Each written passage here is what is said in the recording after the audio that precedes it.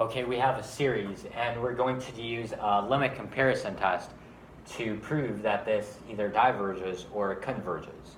So with the limit comparison test, we have the limit as n approaches infinity of whatever we're comparing it to, b sub n, in the denominator, and in the numerator we have our original terms there. So we would have 1 plus 1 over n squared e to the negative 1. So how do we know what we're going to compare it to? We know by just stripping that down to its essentials. So its essentials would be, in this case, actually e to the negative n. It would be e to the negative n is what we're comparing this to. We're comparing this to the sum from n equals 1 of e to the negative n.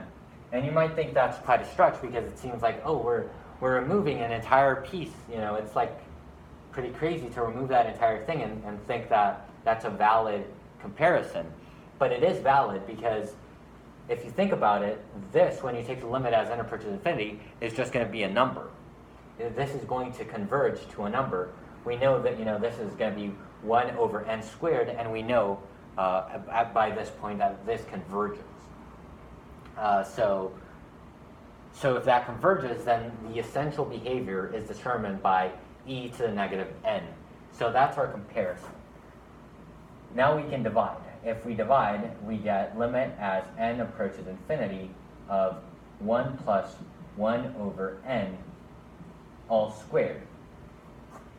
E to the negative n went away in both the numerator and the denominator. And remember, what we're looking for is that this doesn't equal 0 or infinity when we take the limit. That this doesn't equal 0 or infinity when we take our limit. If that is the case, then whatever is the behavior of this one is also the behavior of this one.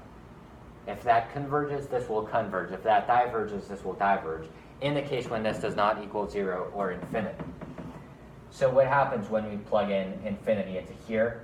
We're going to get limit as n approaches infinity. We're going to plug in, and that's like plugging in infinity into that. This would be 1 plus 1 over infinity squared, and this would go to 0. So this would be 1. This would be 1. So 1 is certainly not 0 or infinity, so the behavior of this guy is also the behavior of this guy, e to the negative n.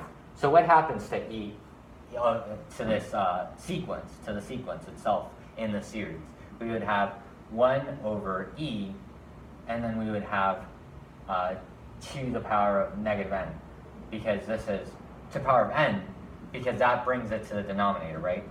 So this is the same thing as this. And as we could tell, this is a geometric series.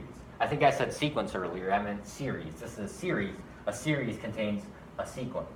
But when we have r, the common ratio here, that's being taken to the exponent, being less than 1, when r is less than 1, then we know this converges. And so obviously that's less than 1 because we're dividing 1 by e. So this is going to converge, and therefore this one's also going to converge, because when we took our limit did not yield 0 or infinity, so whatever applies to that one also applies to that one. It converges.